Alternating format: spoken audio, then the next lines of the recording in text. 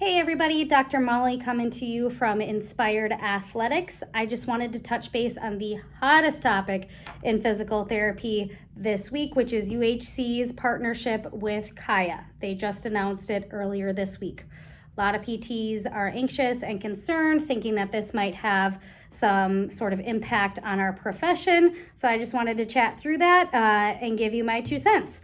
So Kaia is a virtual health platform that up until this point, they've primarily worked with people with low back pain and COPD to help self-manage their symptoms at home. It looks like they're probably moving into some other musculoskeletal pain areas, but that remains to be seen as they add that to their platform.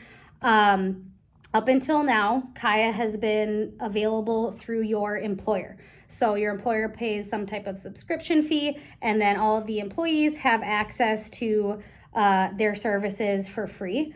I believe individuals can access it as well, but obviously they have to pay for it. And with this partnership with UHC, it looks like that's going to be expanded where individuals can access it or healthcare providers can refer people to it.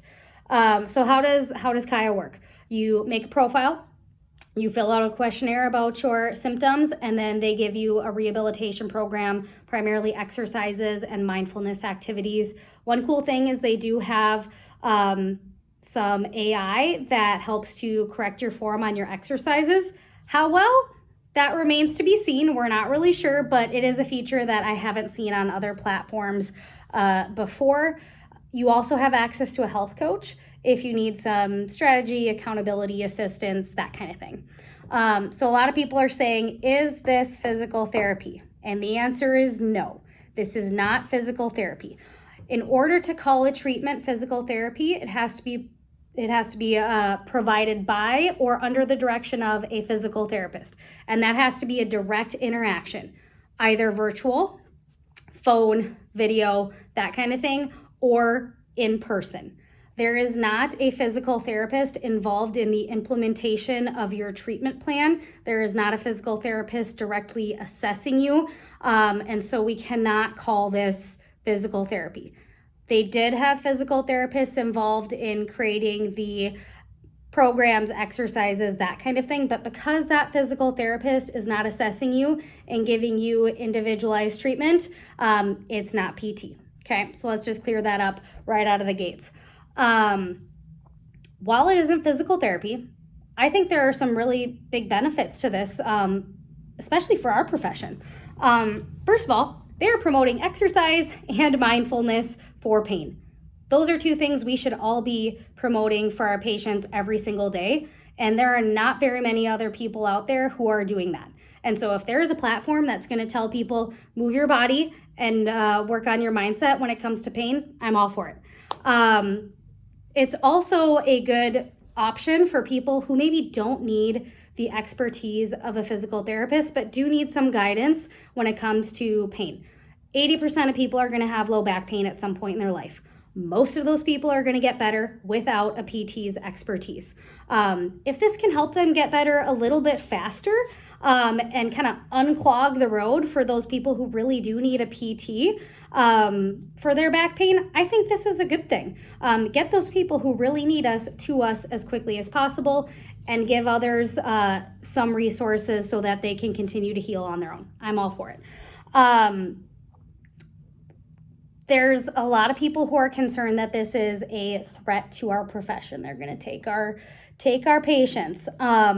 What I say to that is, if an algorithm is stealing your patients, if an algorithm is just as good at helping people as you are, you got bigger problems as a PT. You need to improve your skills in order to provide something that a computer cannot.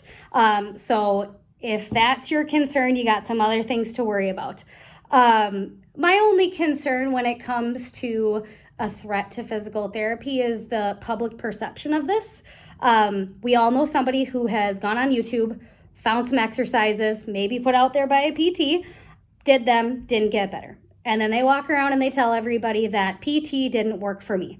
You and I know that that wasn't physical therapy, but that person really believes it is.